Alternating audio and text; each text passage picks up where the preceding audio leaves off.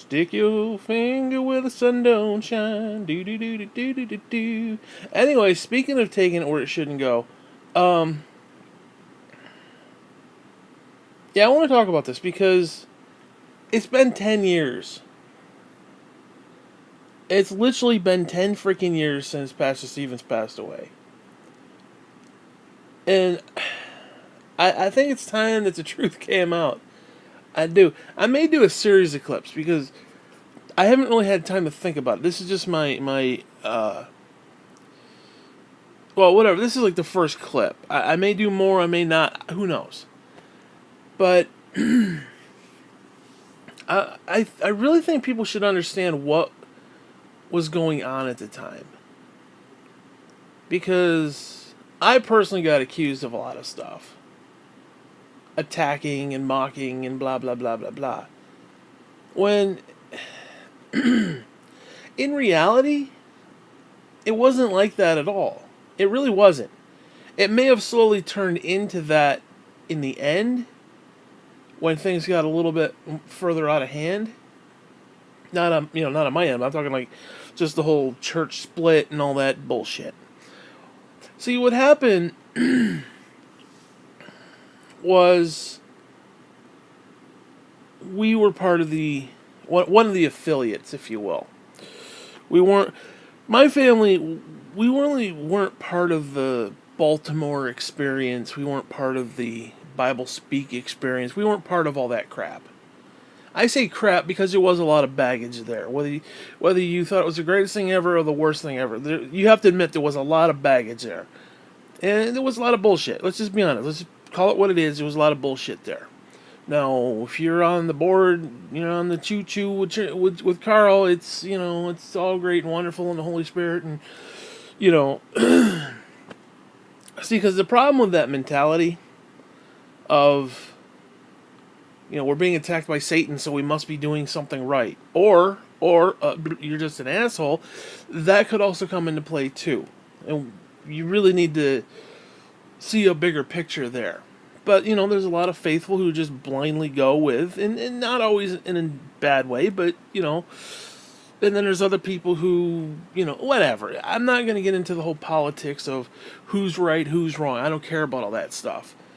But just as like a backstory of what happened. Now,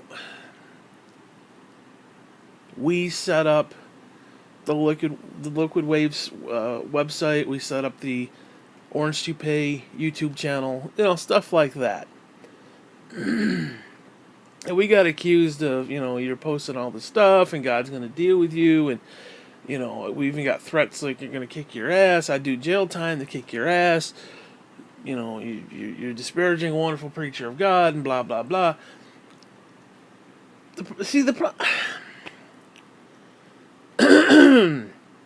What a lot of people don't understand is that the point of what we were doing had nothing to do with that. Because it was great on both sides, because we were kind of trolling both sides. We were trolling the people who just love Pastor Stevens no matter what. Like, he could crap on your... He could crap in your cereal and you'd be like, praise Jesus. Okay. And then the people who just despised his very existence, we were trolling both sides. Now, I'm not saying that necessarily in a negative way. Like, we're kind of playing both sides, but we, like I said, my family came out of an affiliate, and we weren't really privy. Well, we were privy to a lot of things, but we weren't really caught up in a lot of things. Like, my mother, for example, she's like, I like Baltimore, but it's not the end-all, be-all, because every year people from Baltimore would come up during Missions Week, and then we would go down there, and it's like, it was fun, but it was like, I don't really want to travel all the way to Baltimore, which that was treated like Mecca, so it was like, oh, you don't want to, oh my God, you don't want to go see, I mean, let's be honest. There was a certain faction within the Greater Grace community who did treat Pastor Stevens as if he were God himself. Now, they wouldn't admit that openly, but they did treat him like something really, really special, more so than they probably should. And you have to admit, there was that attitude. There was that, I don't even know what you call it, that atmosphere of, worship at his altar or else kind of a deal. And don't tell me it wasn't there, because it clearly was there. It was definitely there. Now, I'm not saying you can't love your pastor and double honor and all this other stuff. I'm not saying any of that stuff. But there was some people who definitely went overboard with that. And they... I don't know. I don't want to say that they replaced Jesus with Carl, but they definitely looked upon him in a far more favorable light than they probably should have. As in, like, he could do no wrong, and anything he said was just gold. I mean, Carl did bring a lot of that on himself. Now, my personal belief is you don't need to run around and tell everybody that you're quote-unquote God's man. The people will know that you are God's man because you will be speaking the truth from God, and it will touch their heart, and they will say you are God's man. You don't need to tell people you're God's man. That's just my own personal belief on that, but whatever. So, like I said, my family, we were kind of, I don't know how to word it, because we were not part of the Baltimore ilk, and we were sort of on the, I don't want to say we were on the outs, because my mother specifically was deep into the Greater Grace stuff. Like, I mean, you want to talk about a cult. I mean, she was into it. She was like, But we could also see, we could see the forest for the trees. We could see the bullshit on the wall, literally the bullshit written on the wall. We could, my mother loved the church, but she could also understand, guess what? I just don't feel like going all the way to Baltimore. Like, I shouldn't have to go to Baltimore to see God. Literally. Not necessarily Carl per se, but, why can't I get God here at my church instead of having to go all the way there to have this big experience? Now, don't get me wrong. My mother did go to Baltimore numerous times, so it wasn't like she didn't do it, but it was just kind of, if God is everywhere, God should be able to, you should be able to have a moment with God. You don't have to truck to Baltimore just to be basking in the glow of Stevens and the Baltimore experience to get it. That's kind of where we were coming from. Not necessarily in a negative way. I don't want to insinuate that. I was probably more a little negative than, let's say, my mother or even my father. Because, like I said, they were into it. Like, to me, it was just like, I didn't see what was so great about Stevens. I really didn't. I didn't get it. Personally, I'm just saying for my own personal thing. Okay, I remember the very first moment I met the man. I literally had just come out of the bathroom, and I was getting a drink at the drinking fountain, because I was at the school. And Pastor Morin came around the corner with Pastor Stevens. And Pastor Stevens looked at me. Now, I was, a chubby kid, and Pastor Stevens looked at me. And I could tell the look on his face. He was not impressed with me at all, like the way I looked.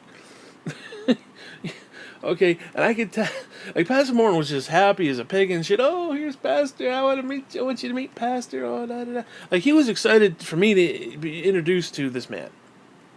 And I could see on the man's face, he was not impressed with me at all. Just the first look that he gave me was like what is this piece of shit kind of a deal.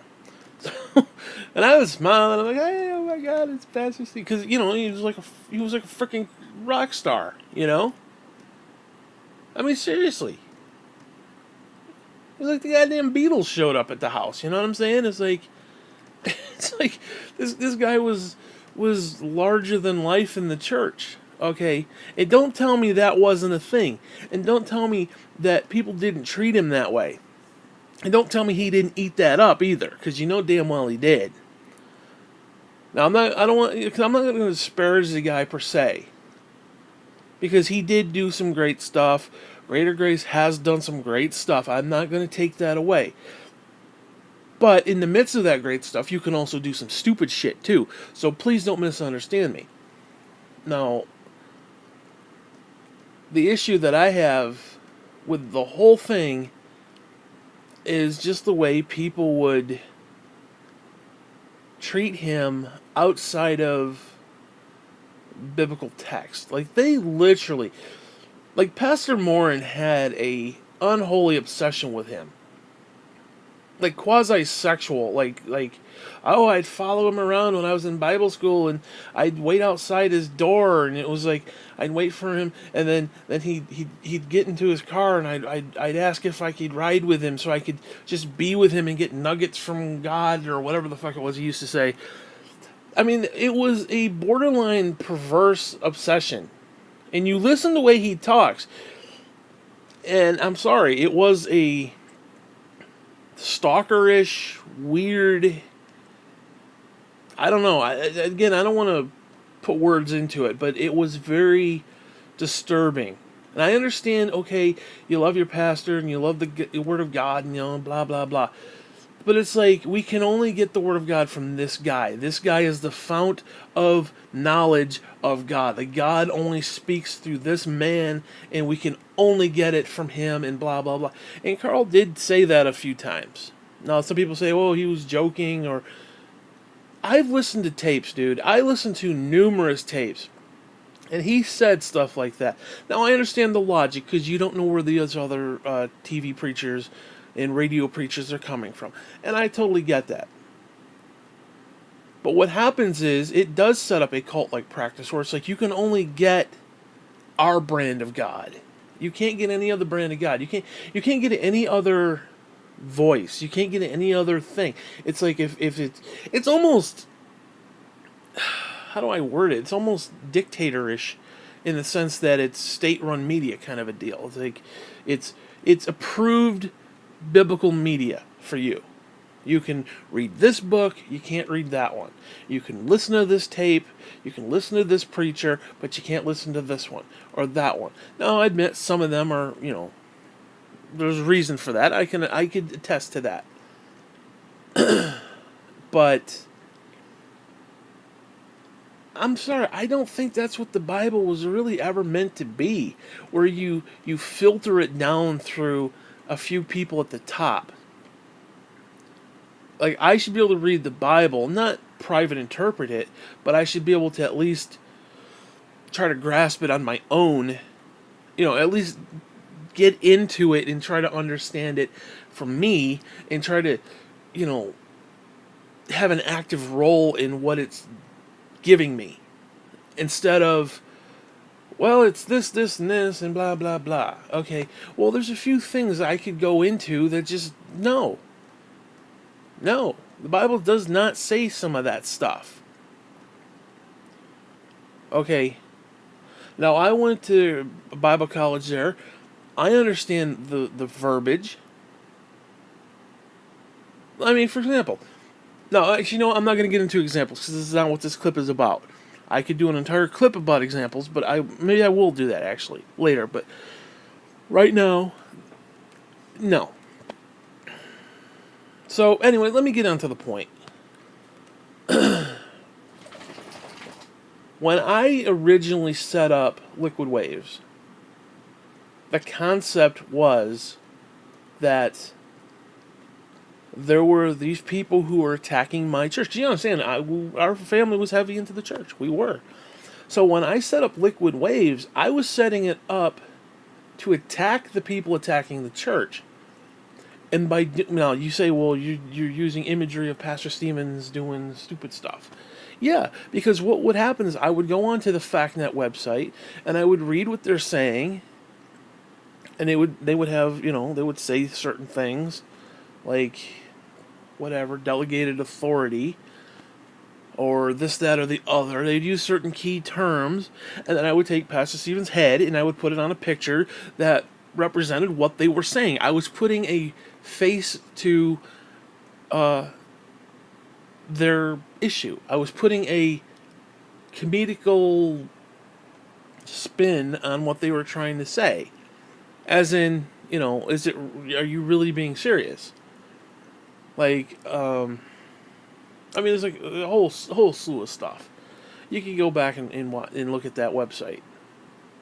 And especially the early stuff. Now the other stuff wasn't as good, but you know. Now, I admit we did make fun of the hairpiece. That I won't lie, because you can understand this was back in the day. This was like the '90s. This is like early '92. We had the big fat boy TVs. There was no HD, 4K bullshit, ultra nothing. We had big fat boy TVs, and the colors were all fucked up. Now, nice way to say it, they were just fucked up. Okay, and we go in there, and Pastor Moore, let's watch another Brace Hour, or watch another ABD, or whatever the hell it was he had. And we pop in. And keep in mind, this is VCR. This isn't digital nothing. This is VCR. This is like, I mean, we're talking like VCR had just won, the match with Beta. Okay, that's how far back this shit goes. And you pop that sumbitch in there. You got the little label on the side. And then all of a sudden it pops up, and there's this grainy, crappy lighting, and all of a sudden you see his hairpiece, and it is this bright orange. This just straight up like neon wonder, like ding. It. You gotta understand, those TVs were bad back then, especially the ones you had in the church, because they were hand me down, like showroom floor, like, oh, let's get it for $25.95. You know what I mean? I mean, these TVs were horrible, and the VCRs weren't much to write home about, and the tape quality wasn't much to write home about. So now you got Stevens up there talking about whatever the hell it is he's talking about, with his hair just beaming, like I mean, you watch these videos and it's like you're caught in the headlights. You cannot not see it. It's like his hair is orange. His hair is not, obviously he had like a little blonde tapestry on his head. Well, I get that. But on the TV, it was bright orange.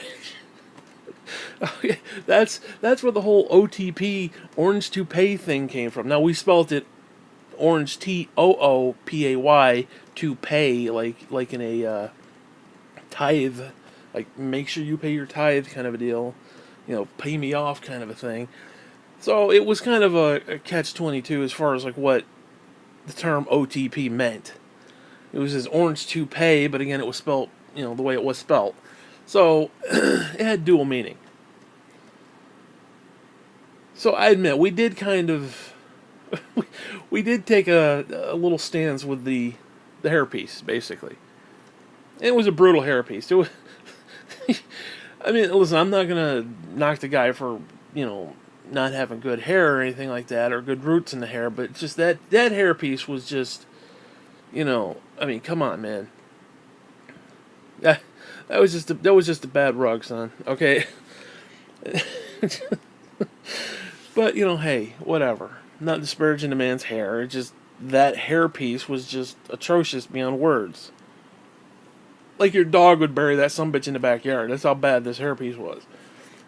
Okay. So, I admit, we did kind of go maybe overboard with the hairpiece. Because the hairpiece kind of became an icon. It became like a symbol of, like, Carl. Like, so you take the little hairpiece, you crop it in the Photoshop, and you put it on something else. Like, we put it on some little white snake or something. Okay. And it was to represent, like, I don't know. But the goal was to make fun of the people making fun of the church. That was the original goal. They were attacking our church, so we're going to attack them by taking what they say and showing them how stupid it was.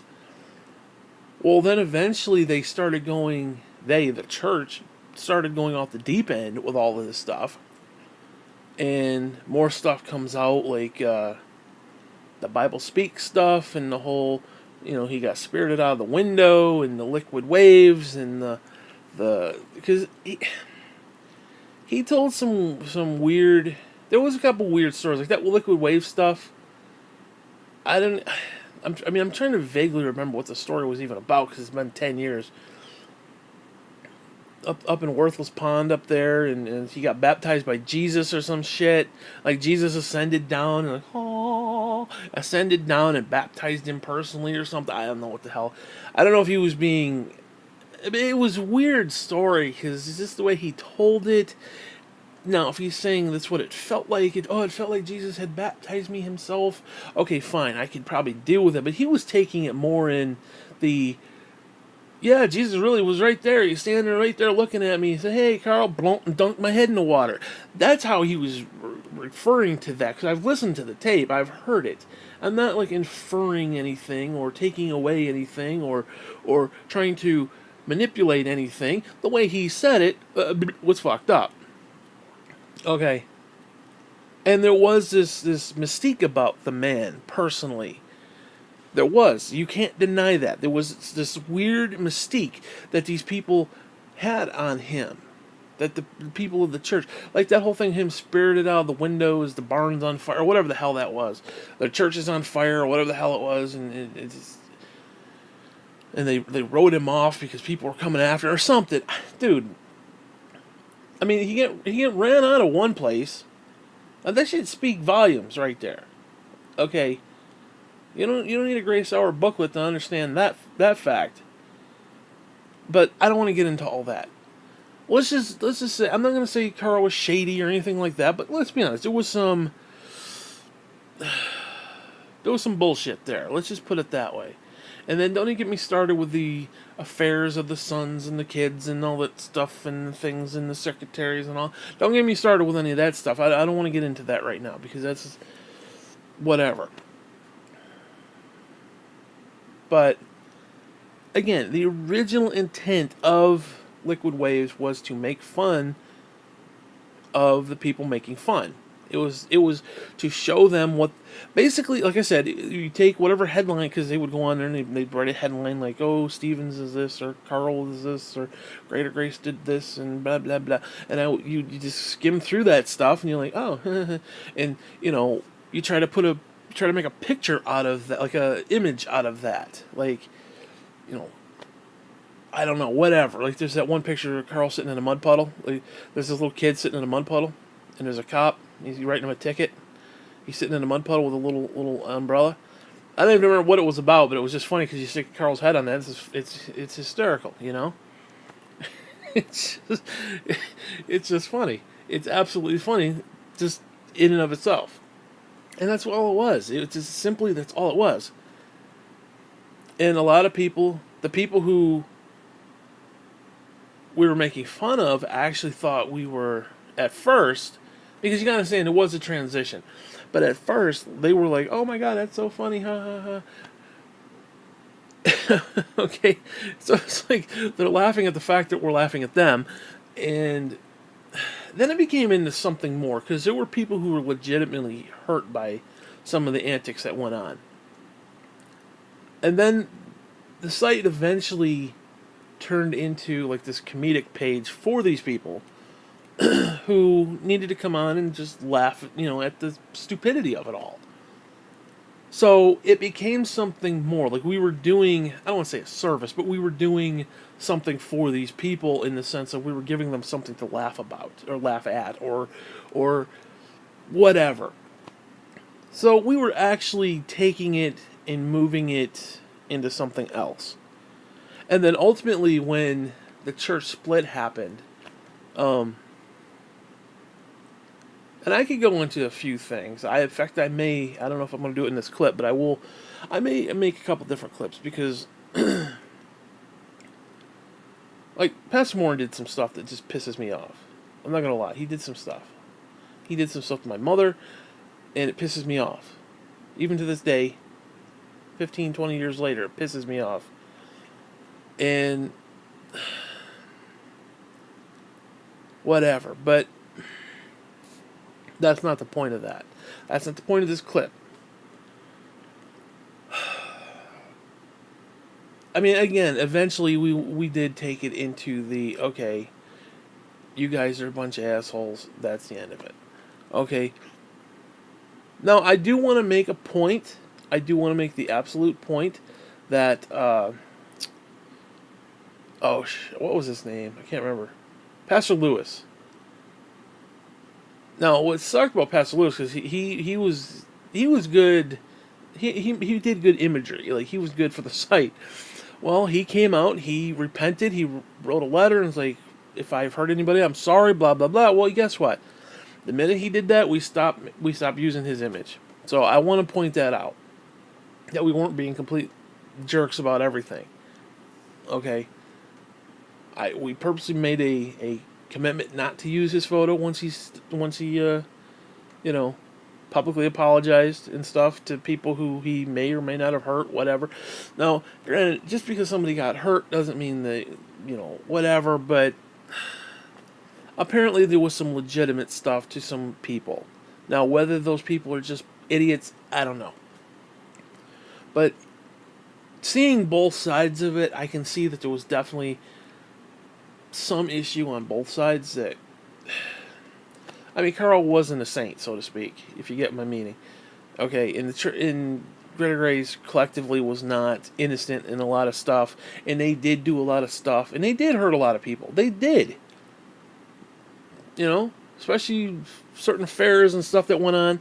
Some people got, fucked up over it. They really did. Because it did come down to the do as I say, not as I do kind of a thing, especially when it came to stuff like that. And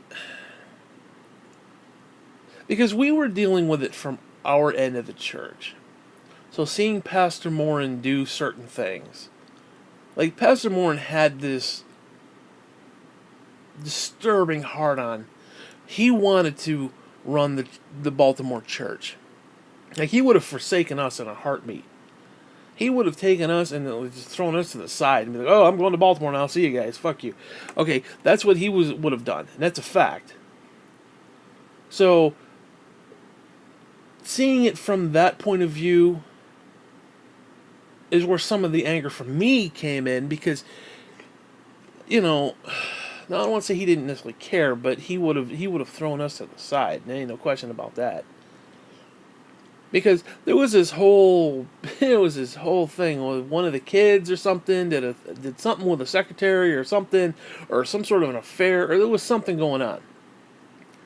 And Pastor Morin's like, oh, I gotta go down there, gotta go down to Baltimore, gotta be part of it, gotta go help.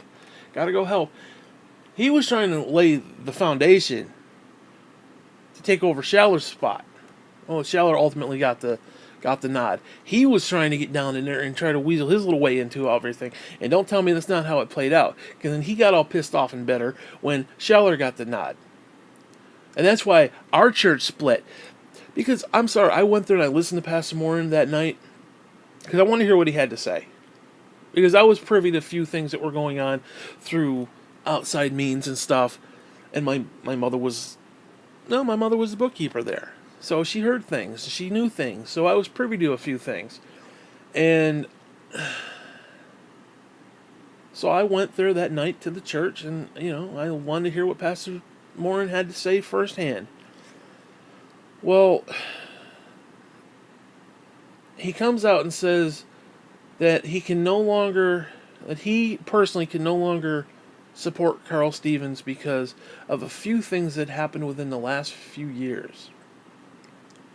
Now, when he said that, there had been decades worth of spiritual abuse through certain things. Delegated authority, so on and so forth. In the way, the shepherding and all that stuff. He was dismissing all of that and saying that just within the last few years, and this is when Pastor Stevens had gone off the deep end. Like, he was on the drugs and he's up in the pulpit slurring his words. He's gone off the deep end. Like, they should have literally put him down like old Yeller. He should not have been allowed up on the stage, and he should not have been allowed up there, especially when he was on his drugs and whatnot. And don't get me wrong, he was old, it happens. But he shouldn't have been in a microphone situation. It's a fact. Like, I got audio clips of him just slurring his fucking words. He don't know what day of the week it is. He's up there just reveling in the glory because people are clapping and they're clapping for him and he's all excited. That was fucked up. There's no getting around that. That was straight up fucked up. And when you see that and you realize that's what's been going on for the last 40 years, just not as blatant. Because he got up there and glorified in the fact that he was getting clap offerings and, honor your pasta and all that bullshit. Okay. He was getting off on that shit. Don't tell me he wasn't. Don't tell me he wasn't. And then you see him in his old age, and he's all hyped up on whatever, morphine or whatever the hell it was he was on. And he's just all excited. People are clapping for him and stuff. And it became about him and not about the, whatever. And that is a fact. That is an absolute fact. There's no getting around that. You cannot say anything against that, because that's what happened. I saw it. People saw it. Other people saw it. You can be the most loyal Greater Grace follower, the most loyal Carl Stevens fan ever, but the fact is, some of that was fucked up, and you need to acknowledge that. That's just basically what happened there. But Stevens had gone off, like I said, he had gone off the deep end. And Pastor Morin wanted to go down there, down to Baltimore, and he wanted to basically weasel his way in. Just straight up weasel his way in. And don't tell me there's no other nice way to say that. That's what he wanted. He was gunning for that, for basically the Greater Grace job, the Baltimore head pastor. And then, again, once he got snubbed, and it's like, no, fuck you. He couldn't support it anymore. Now keep in mind, this is a man who accused my mother. Keep in mind, the bookkeeper. My mother's dying of cancer. He accuses her of having, what was it? The Cockatrice eggs. That's what it was, the Cockatrice eggs. That she probably has cancer because she disparaged Carl Stevens. Because what happened was, I don't know if you know the layout of the church in Rome, but you had the barn, you had the church, and then you had the offices next door. And my mother was dying of cancer, and she didn't really want to walk from there over there because just she wasn't feeling well. And when Pastor Morin said, "Oh, it's time for Grace Hour, everybody's going to go next door," and my mother's like, "I'm not feeling well, blah, blah, blah." Next thing you know, she's disparaging Carl because she doesn't want to go listen to the offering of God through the man for 40 years and blah, blah, blah, and God's man bullshit. And then he calls her into the office with Pastor Lewis, who's just a coward as far as I'm concerned, who sat there and let this shit happen. Basically threatened her job and said, maybe you should go home without pay and think about it. Because she didn't want to go next door to listen to Carl Stevens. Okay. I'm going to say this as gracefully as I can. And I'm going to say this as godly as I can. But fuck you, Pastor Morin. Fuck you. Fuck you in the ass until you die. Fuck you. You're a piece of shit. Fuck you. Fuck you. Fuck you. Fuck you. Amen. Okay, and that's all I got to say on that.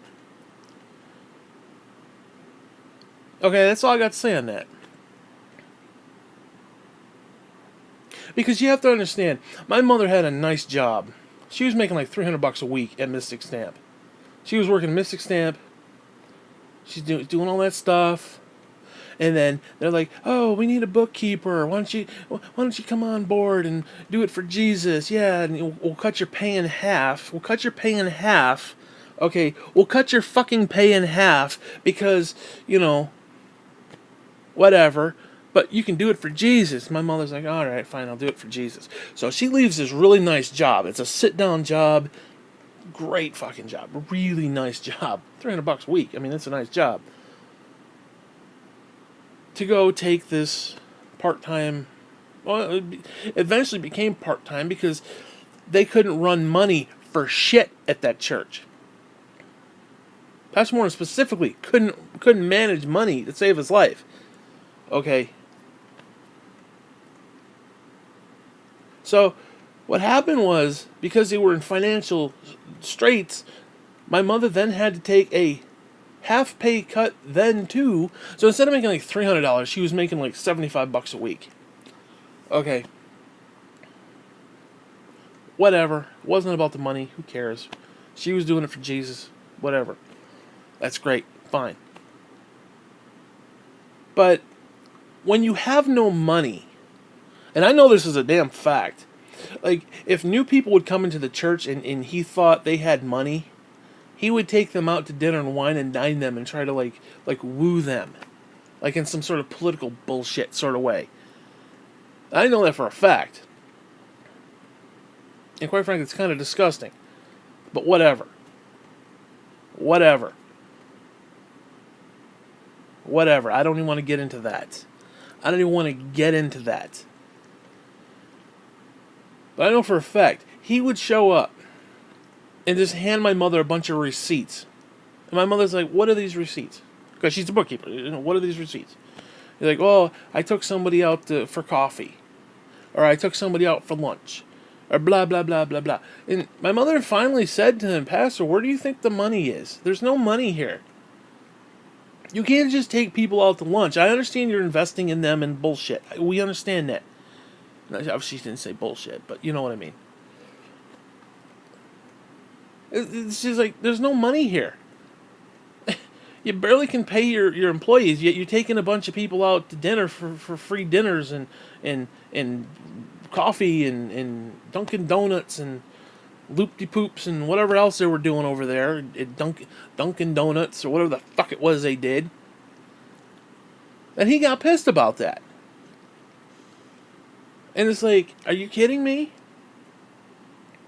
You can't even turn on the fucking lights half the time. They couldn't even afford a goddamn soccer ball for the kids. They couldn't even afford a $15 soccer ball. Okay? Yeah, he's spending money left and right. And then it comes into the building fund. Don't even get started with that. We had a bunch of people leave because of the building fund. We had raised up a bunch of money. And Pastor Moore was, oh, let's take that money and we'll buy a kit from somebody to how to raise money.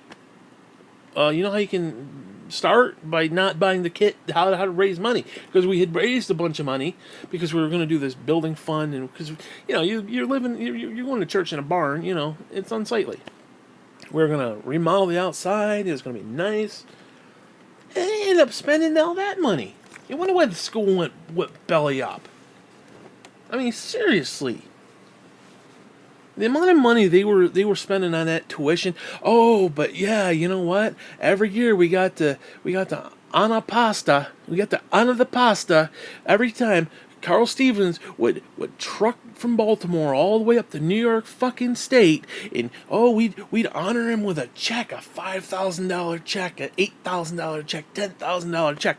Yeah, we couldn't even afford a goddamn fucking soccer ball for the fucking kids. We didn't have books, I tell you that much. The fucking school didn't have a goddamn book. We had to buy our own fucking books. But yeah, we got $10,000 Pastor Stevens for Grace Hour. Don't get me wrong, it's great. It's wonderful. But sometimes you gotta, God forbid, instead of giving them 8,000, maybe you give them 7. You keep 1,000 for yourself and give kids a freaking, a book club or some shit, or a freaking soccer ball, okay, or a freaking soccer net for fuck's sake. You go down to freaking Home Depot, you can get one for like $19.95. Damn school couldn't even afford that shit. I mean, I think one of the parents had to donate a soccer ball. That's how freaking pathetic it was.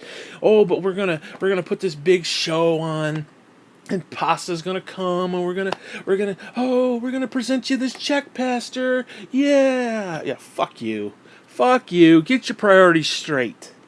Get your priorities straight, because it had nothing to do with any of that stuff. You literally wanted to suck his ass because Pastor Stephen, that's all it was. It was perverted. It was sexually perverted. It was. You can't deny that. There was a lust for that man, and people went off the fucking deep end with it. And that's all I'm going to say on that, because it pisses me off to this day. Pisses me off to this day. 15, 20 years later, it still pisses me off. The amount of fucking bullshit that they did with that guy.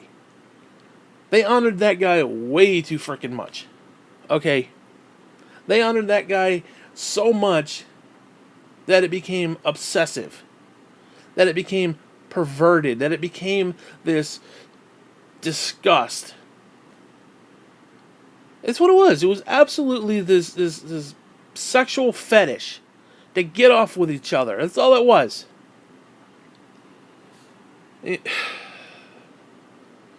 I'm serious, our school did not have a soccer ball. Do you understand that? Our school couldn't afford soccer balls. Every one of those kids were paying tuition.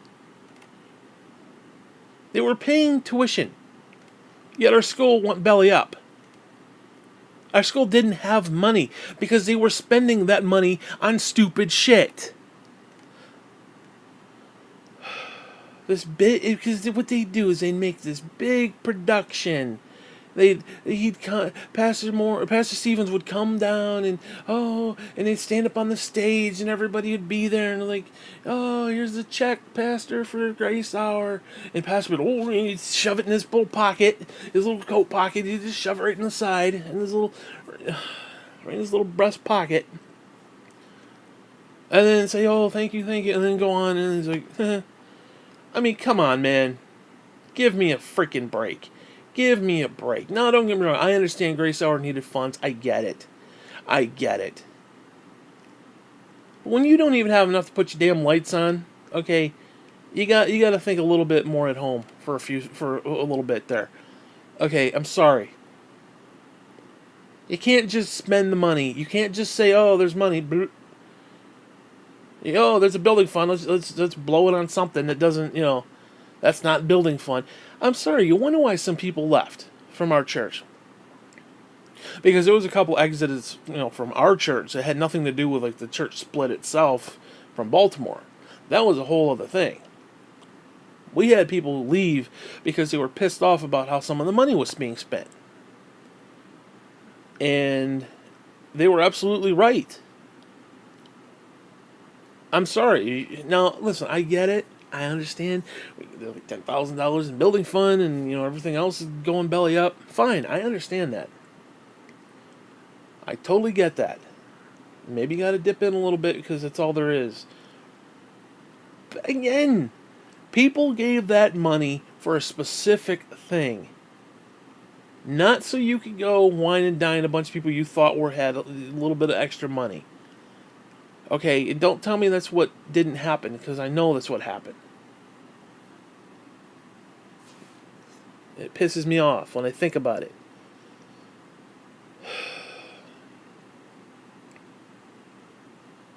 It's disturbing. It's just straight up fucking disturbing to me. Because to watch it happen, to watch it play out, and to be... like, literally, like, somebody just grabbed you by the balls and just pulled you along. And that's how I felt. Because it was like, I'm going along with it, too. And I was a kid at the time, and I'm going along with it, too. It's like, oh, it's Pastor Stevens, and he's like a rock star. And we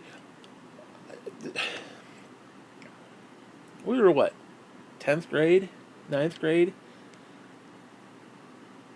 And the kids there, we all saw that our parents were, like, going ham on this guy for no reason. That's when the whole Carl Stevens' God joke came about. We were kids and we were making fun of it. We were grade school kids making fun of the fact that our parents were treating this guy like God. So he got the nickname God. Like, oh, God's coming. Like, God's coming. God's going to come to the church. God's going to make an appearance. That became a joke. It became an ongoing joke. We're freaking kids now, granted. Oh, you're very worldly and blah, blah, blah, blah, blah, blah. Yeah, maybe.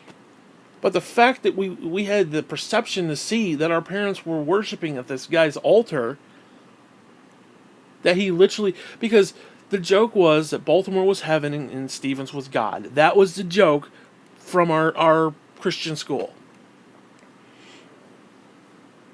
That was the joke. That was the ongoing joke. And every time Pastor Stevens come to collect the check, oh, God's coming to collect the check. That's exactly what it was. That's exactly what it was. Now, maybe it's because I was a bastard, maybe I was a son of a bitch, whatever. Maybe I was this bad influence on everybody, but that was the joke, that was the running joke of that and a few others, like the little brown heifer, but we don't want to get into that.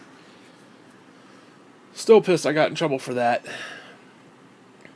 I said something off school time and got in trouble with it at school. So, whatever. I don't want to get into that. whatever. Anyways. So again, we were dealing with our own bag of bullshit. We were. Now, I don't mean to be hurtful to Pastor Morin. I really don't, because he did some great stuff. He was good to me usually. I mean, I say usually as in he was good to me, but I'm still a little pissed off what he did to my mother. I'm not going to lie about that. That pisses me off. The whole, you might have cancer because you don't want to go listen to Pastor Stevens. I mean, by that point, I don't think... Don't get me... I don't want to get... No. But, like I said, I don't want to disparage the guy, but that pisses me off. You call somebody in who's literally dying of cancer. We're talking months. Months. She died in January. This was, I think, what? August? Okay. We're talking a few months. And to call somebody in, and not only that, but threaten their job, and maybe you should go home without pay and think about it. Yeah, maybe you should go fuck yourself and think about it. How about that, Pastor Moore? Maybe you should go fuck yourself. Take your little Bible and shove it up your fucking ass. Maybe you think about that twice. There's some cockatrice eggs right there, rooting around in your colon, you fucker. Fuck you. Okay, I'm being a little hostile. I'm not gonna lie. I'm sorry. You don't tell somebody cancer, go home and think about it. And she comes home, she's crying, trying to tell. Could you understand how sickly she actually was?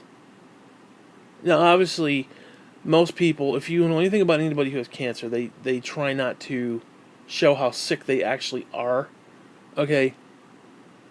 Like, I knew how sick she was. I don't know what kind of a face she was putting on at work, but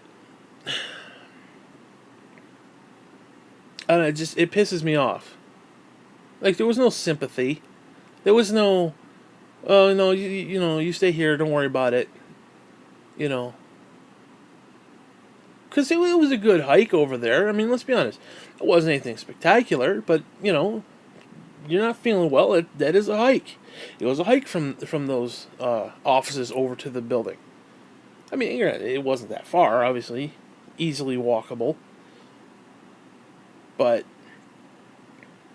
there was no sympathy there.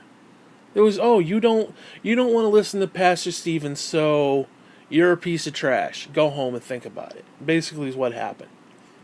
And think about whether you want to work here, is what he said. Go home and think about if you want to work here without pay today. And it's like, you're not even paying her anything anyway, you stupid fuck.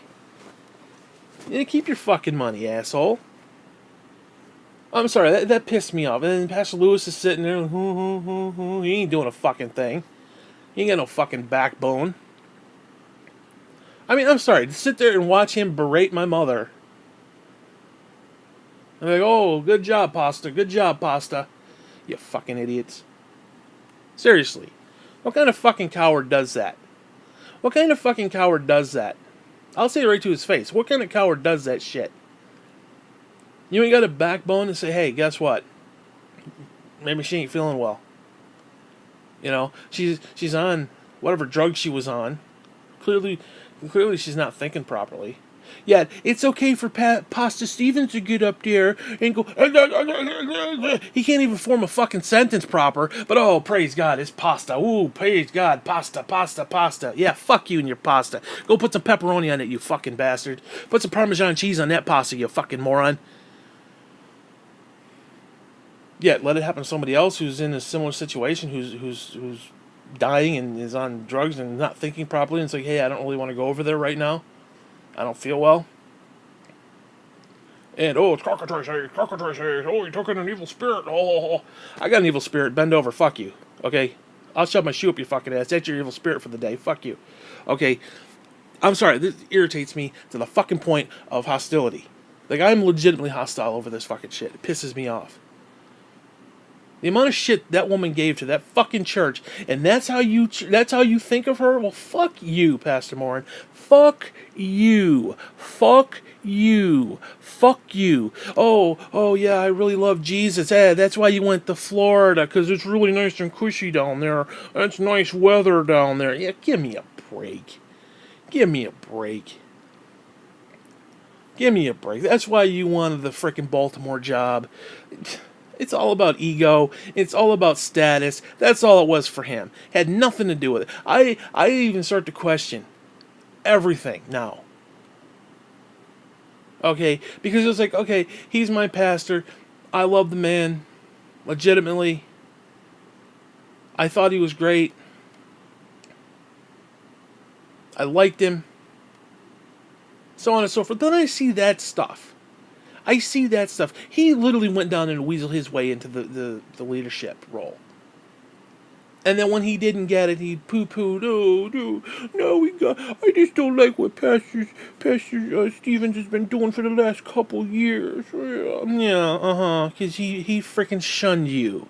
You worshipped at his altar, and he shunned you. That's what it came down to. And then, we gotta split the church. We're not gonna be a part of that anymore. No. Had nothing to do with splitting it for the right freaking reason.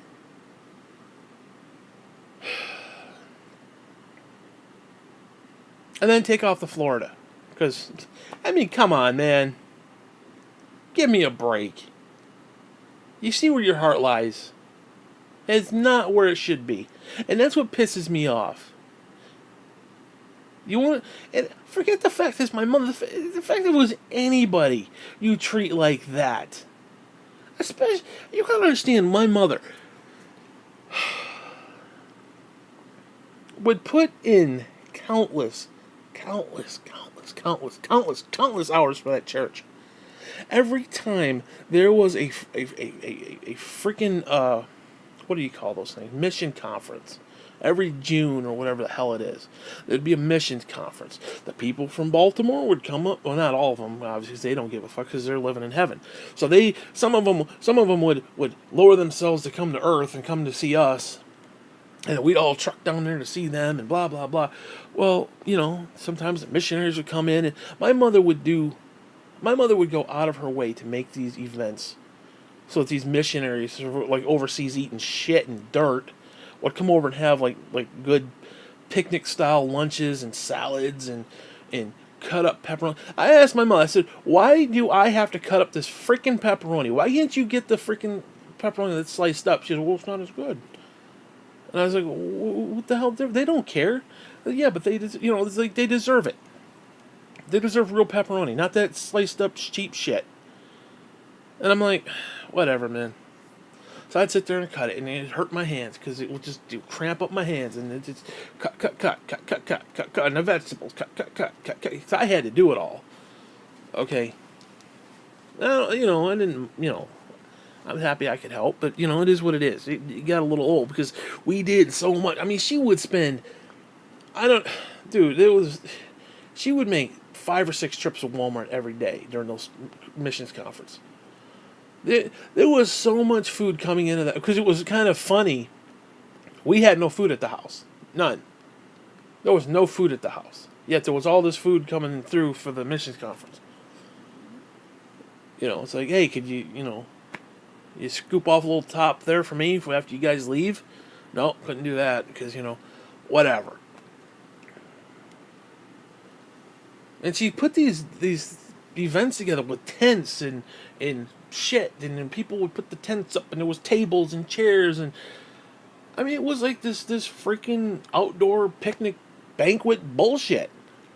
And she would put all that together, and then to sit there and say that her heart's not right with Jesus because she doesn't want to go across the way to listen to Pastor Steve. I don't understand that. I don't understand that. And even if she said something off the cuff of, because I think she said something to the effect, I'm just not in the mood to listen to Stevens right now, or I'm not in the mood to listen to Pastor Stevens right now. I think she said something to that effect, or I'm just not in the mood to go over there, or something to that effect. And I don't know, man, that just irritates me. That just bothers me. That just straight up freaking bothers me. I don't know. I don't want to be bitter about this shit, but it pisses me off. It legitimately pisses me off.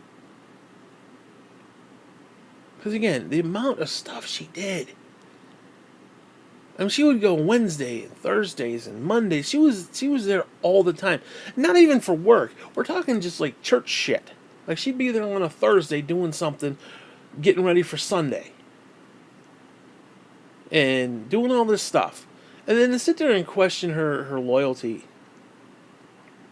and question her. I'm sorry. Fuck you. Fuck you. There's no nice way to say it. There's no godly way to say it other than fuck you. Fuck you.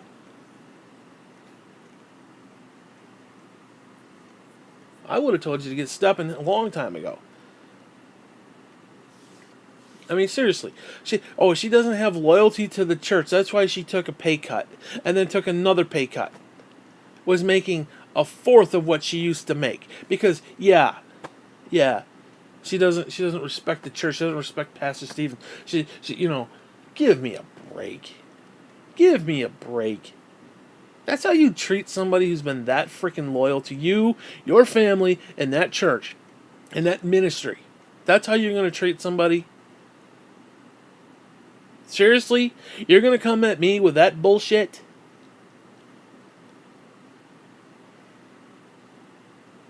Anyways, you know what? I want to move on. So anyways, a lot of people got really pissed off with something that I did. When Pastor Stevens died, I made this tribute video. Now, this was the thinking. This was my thinking, and I know a lot of people are not going to understand this. This was my thinking. He just died. 2008. I think it was at June 3rd? I think it was something like that. June 3rd, maybe? Something like that. June 8th, June 3rd, something like that. 2008. And I wanted to do a legitimate tribute. So I took the Dust in the Wind song, okay, and I had nothing visually to put up. So I was like, all right, let's take a best of the Liquidwaves site. So it was just simply a means to an end that I needed. I needed something visual, and I didn't really have anything other than just the silly cartoons that we made. So I put a whole montage of that shit together with Dust in the Wind, and I tried to make it nice at the end, where I'm showing like actual pictures of him and stuff, and I was actually being legitimately sincere. Well, a lot of people did not take it. Oh my god, there's some hate on that video. That video's got some seriously commented hate. I was not expecting that, because my heart literally was not to do that. I was like, okay, he's dead. It's over. Whatever. I mean, there's still issues, but it is what it is. And I really was not trying to make fun of him. That video, again, if you look at the video, I was doing it sincerely. I swear to Christ, I was doing it sincerely. I was being legitimate with that. Again, I had nothing visually to put up there. I could have just had like a still image of him. That just wasn't fun. It wasn't, not fun, but it wasn't entertaining to the eyes, let's put it that way.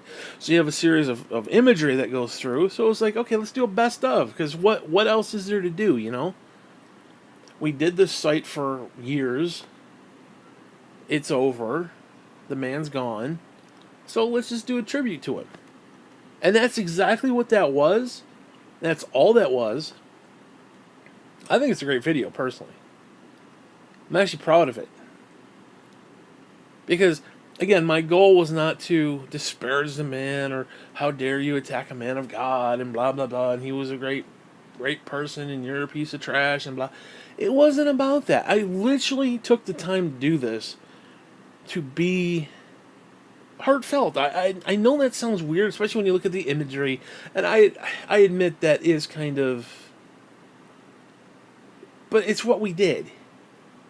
It was our thing. So we took our thing and made something with it. Because by that point, we had transitioned from, or making fun of the people making fun of us, making fun of the church, to, okay, the church is full of shit, and some of it needs to be exposed. So yeah, we definitely had transitioned into, there's some legitimate issues here. So I can understand why people didn't get it, because it's like, most of the problem is the people who hated what we were doing from the church actually should have loved what we were doing, simply because we were taking the people who were trashing the church and giving them a mental image of what they're saying, and saying, okay, does this really compute with reality? That was kind of the point. So they would say something, and we would give them a visual image of it. So it was like the people who were supposed to hate it didn't, and the people who were supposed to love it didn't. It was this weird, it was this weird little thing. And I don't really know how I'm supposed to take that, because it became something more than it should have, like the whole site collectively. And my dog just threw up. Are you fucking kidding me with that shit? Are you fucking kidding me? Maybe if you stop eating stupid shit, little man, you stop throwing up in my house. God. Talk about cockatrice eggs. Cockatrice egg in the fucking ass. It's called my size 13. Oh no, he's showing up again. And you gotta do it on the carpet too, you little bastard. Was it a hairball, or are you actually throwing up? Whatever, you're pissing me off with it. Whatever you do. Once you do it out there on the linoleum, I can clean it up easy, you stupid bastard. Anyway, it's neither here nor there. But, yeah, I just, like I said, the people who were supposed to like it didn't, and the people who were supposed to hate it loved it. And we sort of just kind of went with it after a while. It was like, okay, the people who were making fun of love it. And then it did, like I said earlier, it did transition into, okay, these people felt that they were jaded somehow, and they could find something of value to laugh at. And it became therapeutic for them on that level. So it was like, that was a motivating thing for me, at least. I remember numerous times, like, certain people, I would purposely look at their stuff, and they're like, and I'm like, okay, let's make a picture of that, let's do an image of that, let's do a post of that. And like, we actually had followers and shit, and people were, like, waited with bated breath for our next post, and it was this really great little moment, and it became more of, instead of attacking people or making fun of people, we're actually doing something for these people. I mean, now granted, I don't care what the people at church had to say about it.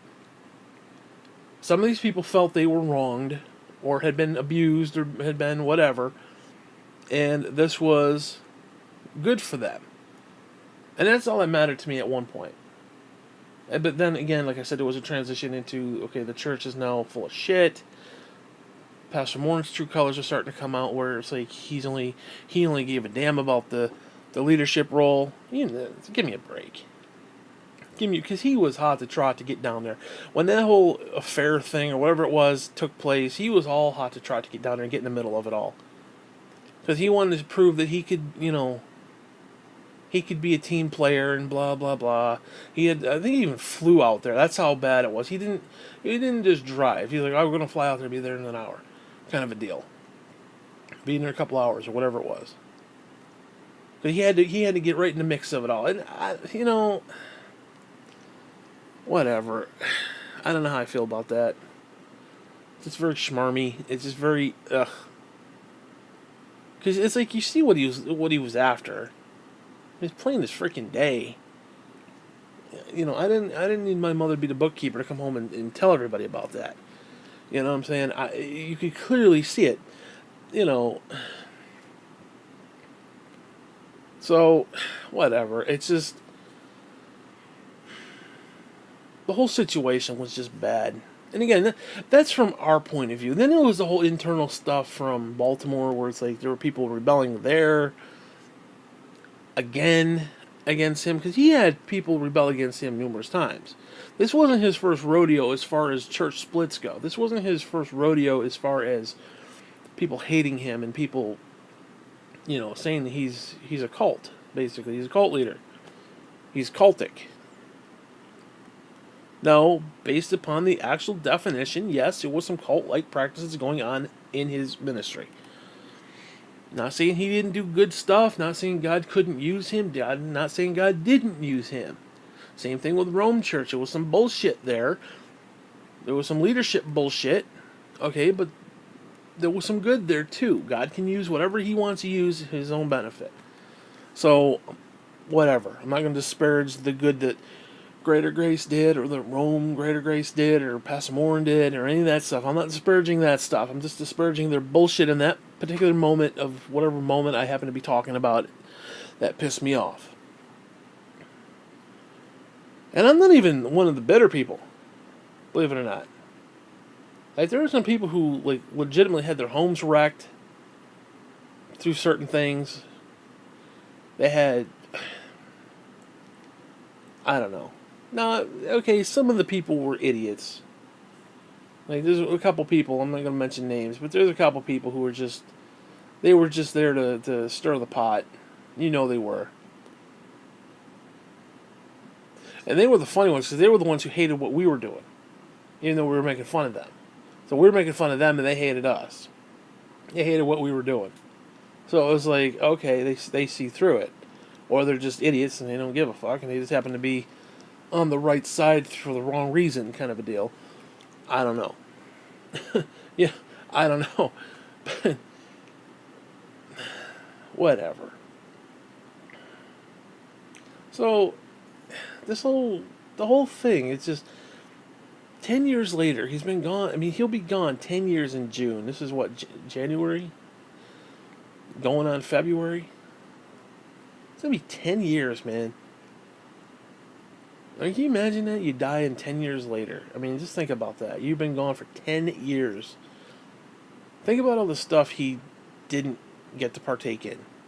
Think about all the stuff he didn't get to do. All the new stuff. I mean, shit, tablets and TVs, and think about all the stuff he didn't get to enjoy. You know what I mean? My mother died 2005.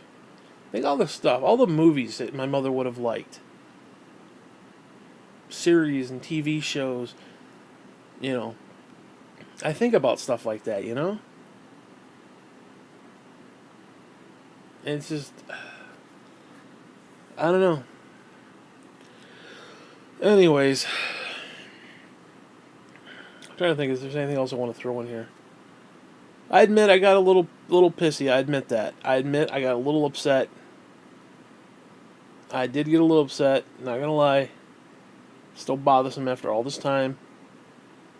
And of course, I'm the bad guy, because those people look at me like I'm a son of a bitch because blah blah blah. Okay, fine. What? Because I called your shit out, I'm a son of a bitch? Well, fine. I guess I'm a son of a bitch then. See, this is the problem. They can't handle that stuff. They just want a bunch of yes men to be like, oh, yes, Pasta. Oh, you're so great, Pasta. That's all they want.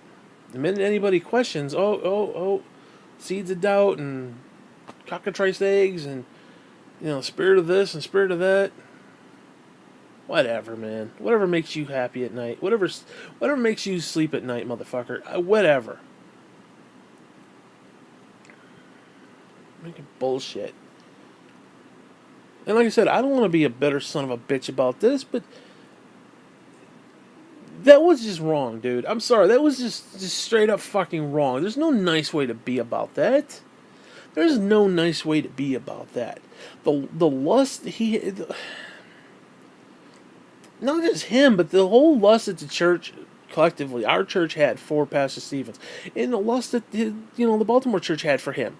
They lusted after him. And don't tell me they did not. I saw them. I may have been a kid, but I saw our parents and I saw the adults go nuts for this guy. I saw them go ham for this guy.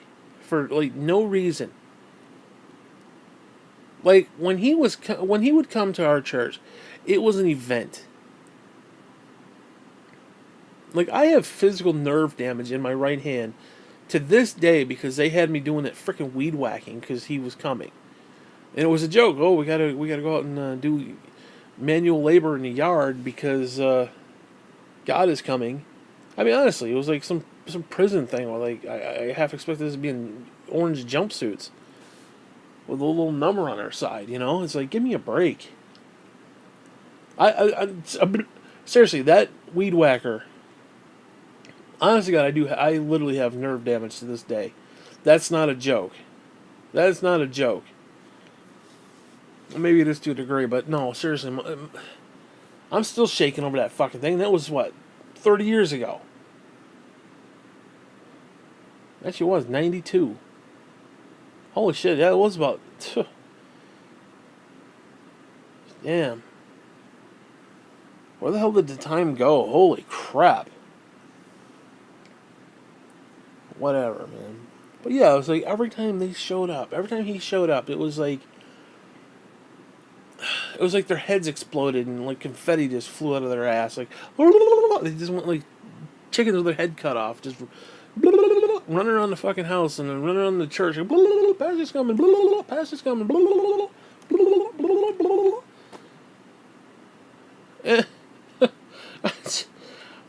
Because you gotta understand the amount of. No, this was on me, and I admit this. But the amount of hype, because I had never met Pastor Stevens before. You know, you go to church and the head pastor, and you hear all these profound things about the guy. Like you half expect the dude to walk on water, quite literally.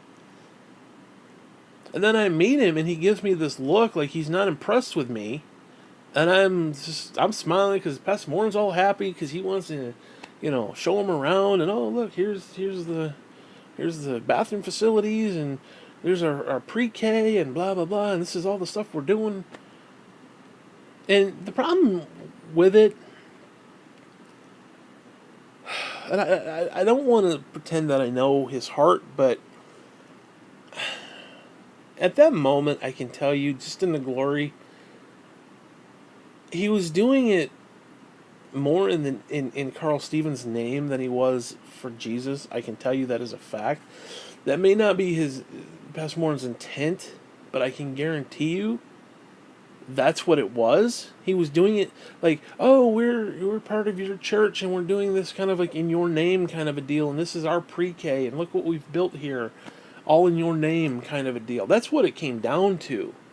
Because I saw the look on his face, I saw the giddiness in his eye, and I saw how he acknowledged, oh, here, meet one of our students, blah, blah, blah. And I shake his hand. He looks at me like I'm a fucking idiot. And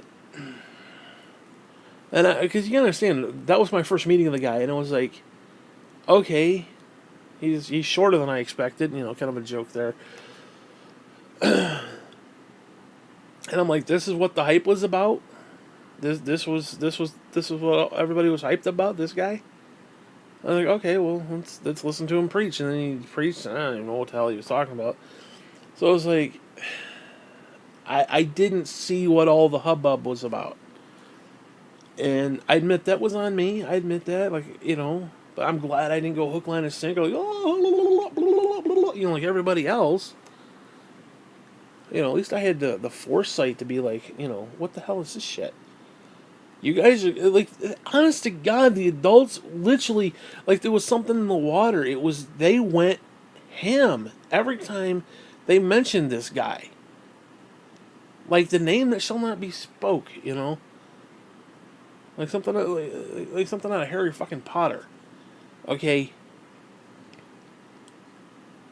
Baltimore, name that shall not be named, kind of a deal. And then he shows up and it's like, and I'm like, that was it? Like, I was literally expecting the dude to glow. Like sparks shoot out of his ass or something. I was expecting, to start doing healing and whatnot, and bring world peace. I was expecting all this great stuff. And he's just kind of a little petty man at the end of the day. And I don't mean that disrespectfully. It was and how do I word that? Because I don't mean it against him personally. Because I don't know how much of it was Stephen's wanting that kind of attention or the attention that Pastor Morin was propagating to our facility to give to him. Because Pastor Morin had that perverse obsession with him. He did. He absolutely had a perverse obsession with him. And it was perverse. It was legitimately perverse. No, I don't mean necessarily sexual perverse, but like, I want to swap him in the middle of the night. I don't mean it like that, but it was more like fetish, like porn in a way. It was like this filth. It was just wicked. It was this like, this guy could crap in my cornflakes and it'd be perfect. I'd eat it all up. Like, num num num, okay? And I don't know, man. I just, and to watch that and then to see the guy show up, it's like, I don't know how to say it, so, because I don't want to disparage Stevens, like, physically, but he looked like a pathetic old man. He just looked like he looked like a little weasel, basically. And I don't mean that disparaging against him. I mean that disparaging in the bullshit that was built up around him, if you get what I mean. And I think that's what set me off against him.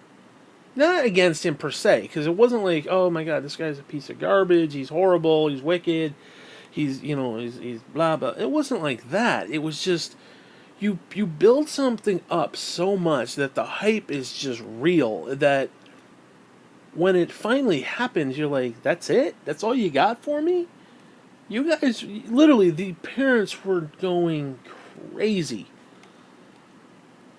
And you hear the tone that Pastor Morin would give, and he would tell these stories about when he was in Bible college and how he would wait outside Pastor Morin's door, and he would wait outside he would stand by his car, and he just want to, every time he'd be at the stoplight, he'd ask Pastor another question and blah blah blah. And you hear that, and it's like, on one hand it sounds sweet, like, oh, he loves his pastor and blah blah blah, and then it's like, he's obsessed with his pastor and it's really creepy. Okay, and then all that creepy obsessiveness poured and trickled down upon the congregation, and it's like, oh, Stevens is coming, oh, no, no. And there were old ladies weeping, there were babies weeping, everybody's weeping for that this guy's coming. And like I said, then when I met him and he gave me that look, and it was like, okay, this is what we went all crazy for, I just, and again, I don't mean that to disparage him personally or specifically or physically. I mean that, again, in just the build-up. The man didn't live up to the build, is what I'm saying. The man physically, collectively, did not live up to any type of hype that was given. The hype was so freaking real that nobody, I mean, you couldn't even bring name a famous rock star, whatever. Bon Jovi, Kiss, Sting, whatever. Bono, anybody. Any of these people wouldn't even live up to that amount of hype. You couldn't hype it. First off, they couldn't hype it anymore, and it just, no man could live up to that hype. Even Jesus couldn't live up to the amount of hype that they were given. Like, if Jesus ascended from the heavens and stood before us at that moment, even he couldn't live up to the amount of hype that was given to this glorious moment of Carl Stevens gracing the property. And, that's on them. That's on Pastor Morin. That's a sin on Pastor Morin, and that's something that he has to live with and deal with. And I don't even know if he's even aware of it. I don't even know if he's conscious of it. Because the amount of ingrained... Now, I don't know if it was Pastor Stevens, like, indwelling this idea into him, or if it's something he had that he was propagating to the rest of the world, I don't know where that came from, because I can't say that I have ever seen Pastor Stevens suggest that people worship him in that sense. And I'll say it like that. I can't say, and I'm not saying he never did, but I never saw him say that. Now, I did see him say that you shouldn't listen to other TV preachers because you don't know what you're going to get, and that you should trickle down your Bible understanding through us. You should, siphon it through us. There was that kind of stuff, which I guess could lead into Pastor Morin's obsession, but it was more of, I think a lot of it was Pastor Morin. I really do. Now, granted, Stevens didn't sway him otherwise. He didn't say, don't do that. He didn't say, okay, you're a little obsessive, focus on Jesus. He didn't say any of that either, so it was kind of a catch-22. It's like, I don't think he necessarily encouraged it, but he certainly didn't discourage it, which, like, I don't have a problem with Pastor Stevens. I really didn't. I mean, maybe a few doctrinal issues, but I didn't have a major issue with the guy personally. And I didn't have an issue with Pastor Morin, even up to, or even right toward the end. But the whole thing with my mother and just the, disparaging bullshit after all she's given for that church and all she's done for them and that church and that ministry, and you're going to treat her like that. Like I said, fuck you. There's no other nice way. Fuck you, amen. That's all there is to be said on that. Yay, nay, and amen. Fuck you. Okay, that's all you can say. Like I said, it's just the build up and just the because again, it was this huge event. We're going to present him with a $5,000 check or whatever it was at the time. Because there was a couple times we didn't have any money. He actually apologized. I remember the one time. He's like, I'm sorry, it's not as big as we want, but here's $3,000 for Grace Hour. Now, I'm sorry, that to me that bothers me.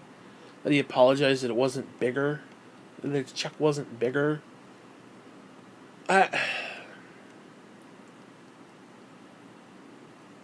don't know, man. That still bugs me to this day. Again, we didn't have a soccer ball, but we're sorry that the $3,000 check wasn't enough. And I understand, look, I get it. I get it takes money to put Grace Hour on, and I get it. They got to put food on their families, and they got to put the bills on. They got to keep the lights on. I get that. I understand it. But when you yourself can barely keep the lights on, and you're giving off $2,000, $3,000, $4,000, $5,000, $6,000, $8,000, why don't you try to get yourself at home, get your affairs at home in order before you start propagating to the rest of the world. And again, I don't mean that in a selfish sort of way. And if it was done in the sense of we don't have the money, but we're going to do it anyway, we're going to do it for Jesus, I could deal with that. But damn well, every time, like the Bible says, you got your reward. I don't really think, and I'm just going by the words that they used. Like the minute Pastor Morin would hand off, because it was a ceremony, it was like this big, and you listen to the words that he would say, and then you listen to how Stevens would react, and they weren't doing it for Jesus. They were not doing it at that moment for Jesus. He was doing it to butter up Pastor Stevens, and Pastor Stevens was like, oh, money, put it in my coat pocket. And that's the only reason he was there. He wasn't there to teach us about the Word of God. I mean, he was going to do that, but that's not why he was there. He was there to collect a check, and that's all it was. And to sit there and pretend that, he came up because he wanted to preach to us. No. He didn't give a damn about preaching to us. It just happened to be, Sunday, so let's preach. That's all that was. It's freaking stupid. And like I said, I don't want to be a bastard. I really don't. For once in my life, I actually do not want to be a bastard. But it was insane. It was legitimately pornographically insane. It was like this mental fuck. It's like there's no... They were mind fucked. There's no nice way to say that. They were mind fucked. And Pastor Stevens did not discourage it. He didn't. He reveled in it. Which is... Because again, you got a guy who's obsessed with you, who's now making his entire church obsessed with you, and you're eating it up hook, line, and sinker, wanting more. Yeah, I thought it was all about Jesus. No, I guess not. I guess not. And then they sit there and say, well, you know, there's a few things that happened over the last couple years that I can't agree with. Yeah, the fact that he shunned you. The fact that he forsook you. The fact that he didn't choose you as the head pastor. Because I guarantee you, if he had chosen Pastor Moore as the leader instead of Schaller, I guarantee you, Rome Church would still be in cahoots with Baltimore to this day. I guarantee you. There would have been no church split. There would have been none of that. The only reason we split is because he got rejected. That's all. I mean, you understand what that means? Because he got butthurt, literally, because his obsession with that guy, and he did not reciprocate that love to him. And that's all it was. That's all it was. Now, I might be being a little hard, but I'm telling you right now, that is exactly what took place. I mean, he literally, when that affair, or whatever it was that took place, whatever the little issue was, and I believe it was an affair, and it was this big, like, how do you do? One of the sons did something, or somebody did something, and because it was kind of like a cover-up. It was almost like this Watergate kind of moment in our church, and it was like, are you kidding me with this shit? And I don't know.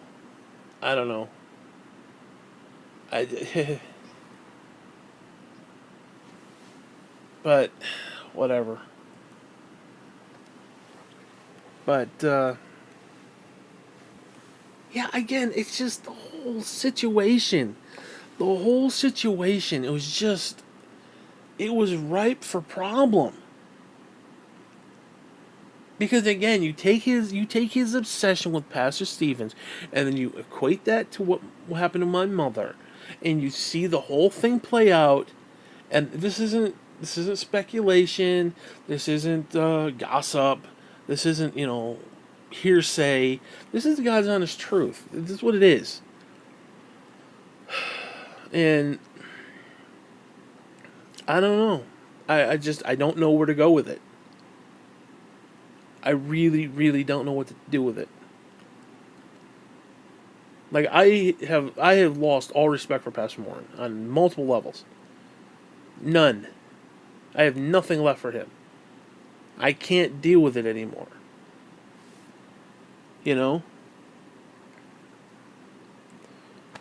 Because I don't think his motivation was ever right. That's the problem. I think even from day one, now again, God can use anyone he wants, and I'm all for that. God can use me. And I said fuck. I said fuck numerous times. I even made reference to them munching each other's asses. God can use me. Okay? So, it is what it is, but when your motivation is not... But the problem is, I know Pastor Morin wanted to do right, but there was always that tarp over all the Jesus love, over all the biblical stuff. There was that greater grace, that I love my pasta bullshit tarp that just hung over. It was like an awning over your freaking head. Okay, it's always there, blocking out the sun. So it's like, no matter how much you preach about Jesus, there's still that, your motivation is still fucked up. Your motivation is still, off kilter, because there was motivation that was not Christ-like. Now, I'm sorry, I'm not gonna sit there and pretend I know his heart or anything to that effect, or know the authority's heart, like all the other pastors that were there. But I can tell you, just from what I saw, now granted, it's by faith, not by sight, but what they were doing when they would pass that check off was not of Christ. I'm sorry. It may be, oh, it's going to go to help, greater grace, grace hour to propagate the gospel to, that may be the end goal, but in that moment, it was about that moment. It was about, I have an obsession with this guy and I want to make him happy. That's all it was. And you could see the look on his face, and the way he would speak, the way he would present that check, and just the whole thing behind it was fucked up. It was fucked up. There's no good way to say it. And you then take that obsession and you just see where everything lays out. It's whatever. I don't know. Anyways, back to the story, because the site was not what people thought it was. It really was not what people thought it was. Like, oh, you're mocking Pastor Stevens. Actually, it had nothing to do with Pastor Stevens. It had nothing to do with Schaller. It had nothing to do with Love. It had nothing... Although Love kind of came off as a douche. I met him one time. He just came across as a big douchebag. Just a complete asshole. First impression, but he rubbed me the wrong way. I don't know what it was about him. He said something, and the way he said it was just kind of like... It was almost like... I can't remember exactly what the gist was, but he almost insinuated that he hoped I wouldn't come back to whatever little youth group it was, for whatever reason. Like he didn't like me or something, and it was like, all right, well, fine. But he always came across as kind of schmarmy and kind of douchey, and like Pastor Schaller, he seemed like a decent guy. Maybe a little dopey, little but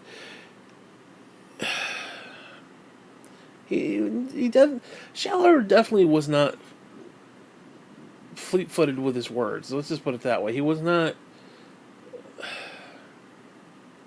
Like, I mean, I got clips of him talking about talking Dunkin' Dope and Donuts and talking Dunkin' Donuts and dips and doodles, and it's like he just completely goes off he's almost like the George Bush of spiritual commentary. It was just kind of that Bushism, there's kind of Schallerisms. I mean, it kind of like that.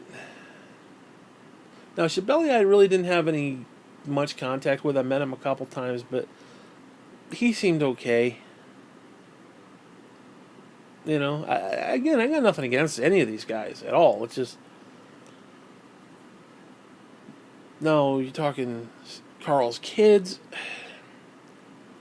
There's the one... Reminds me of I can't remember which one it was. I forgot their names. There's one, he came across... He's an asshole. Let's just put it that way. He just comes across as a complete asshole. I can't remember which one it is. I don't want to throw out names because in case it's not the one I'm thinking of. But there's one particular who he just comes across as being a dick. Just a complete piece of work.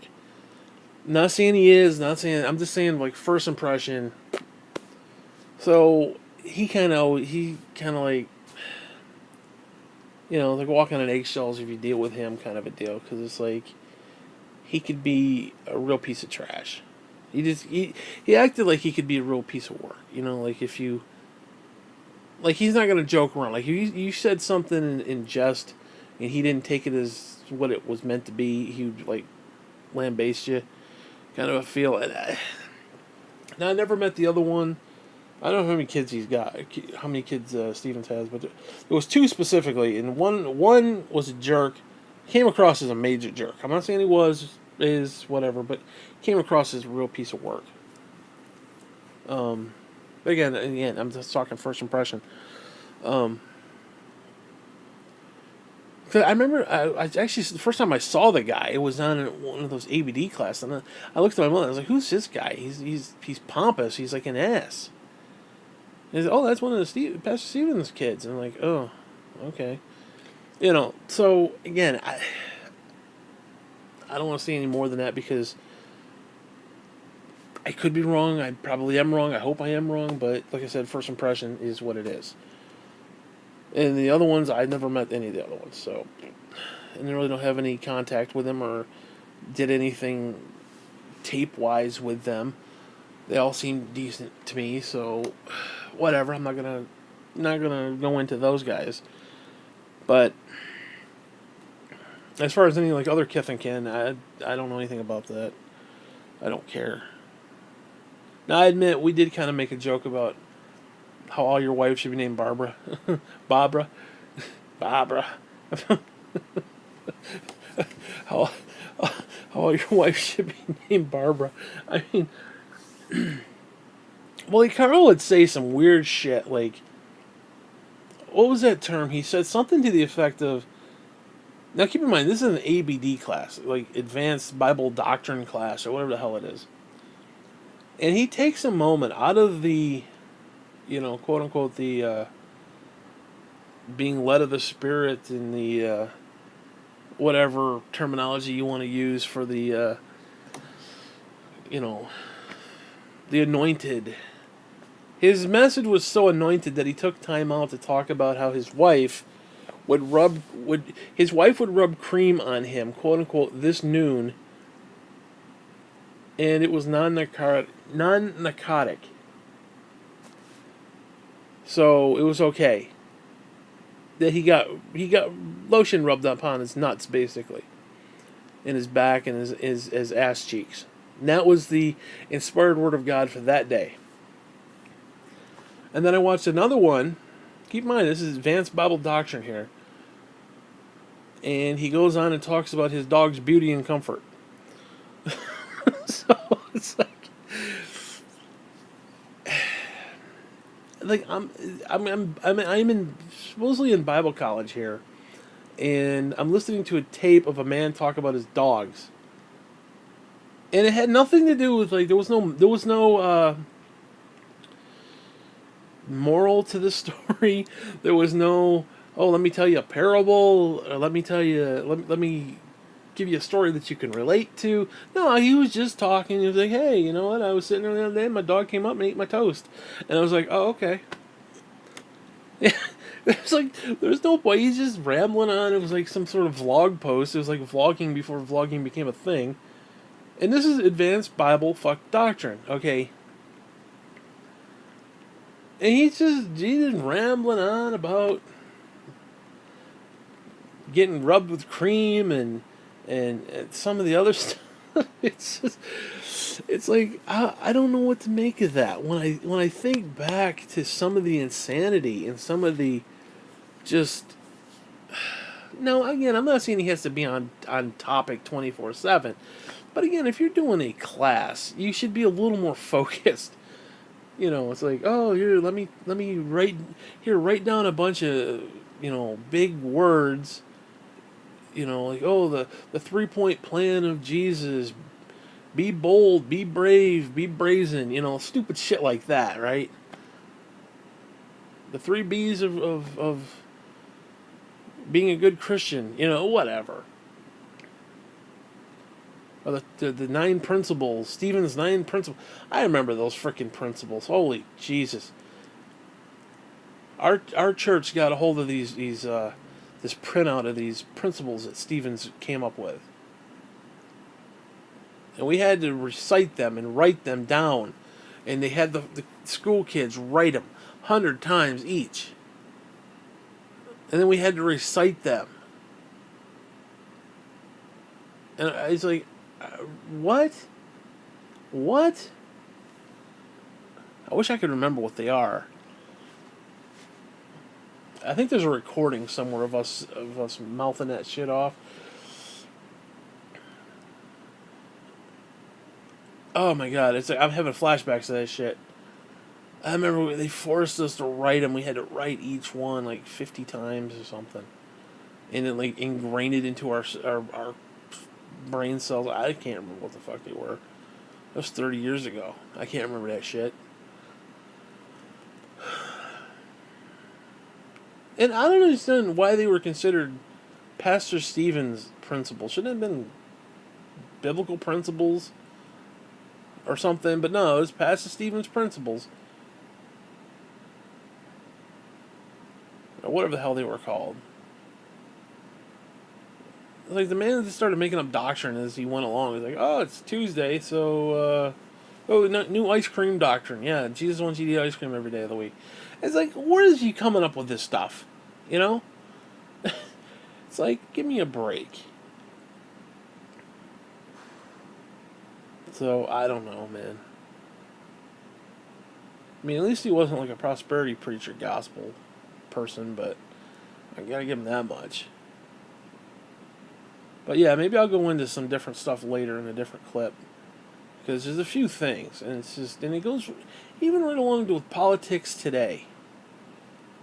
Where I'm telling you right now, a lot of these people are going to have a rude awakening. They just are. Like, there are certain things that people believe that just are not in the Bible. If you read the Bible, what they believe is not there. It's just not. Some 16th century Guinea homo came up with it. You know? Especially all that dispensation stuff. Now, you can dispensate all you want, but the fact is, half the stuff, a couple of the things you're talking about just are not found in the Bible. In fact, there's numerous stories that say otherwise. And I don't want to get into that stuff right now. I don't want to get into the actual doctrinal stuff. Again, maybe I'll do another clip. But, quite frankly, to be honest with you, the whole story gives me the shits, but but yeah, like I said, 10 years, man. It's been 10 years. And I don't know, man. Kind of makes you wonder what everybody's doing right about now. I mean, Grace is they've probably bolstered themselves back up. They're probably, in 100 million different countries and all that stuff. Probably like nothing happened. Because again, it's what happens. You build up, you do a bunch of stuff, you alienate a bunch of people, they get pissed off, there's a church split, and then you start all over again. That's what Greater Grace did as a collective. I mean, you go from the Bible speak to that. Obviously that type of thing goes and goes and goes and goes, and it repeats itself. So yeah, I'm sure the church is doing great right now. And good for them, too. I'm not going to sit there and disparage that. As long as they're preaching the actual gospel that isn't focused around one guy. I mean, Stephen's literally was the Pope for us. He was our Pope. And we disparage that of the Catholics, but yet we turn around and did the exact same thing, and it's like, oh my God, God is coming. God is leaving heaven. He's leaving Baltimore, and he's coming here to see us lowly people. God's coming back to earth. Honest to God, it was like a second coming whenever Stevens would show up to collect the check. And whatever. Anyways, you know what? I think I'm going to end this clip because I'm tired. Holy shit, it's almost 2 hours long. I didn't even get into the doctrinal stuff, man. Whatever. So, yeah, you know what? I'm going to end this right now. I may do more clips. I may not. I don't know. We'll see. But I'm thinking about posting this for the 10-year anniversary. I think this might be a 10-year anniversary clip. I don't know. I may have to edit some stuff, but I don't even know how to edit on here. So, actually, fuck, you're going to get the whole thing whole. So, whatever. Anyways, whatever.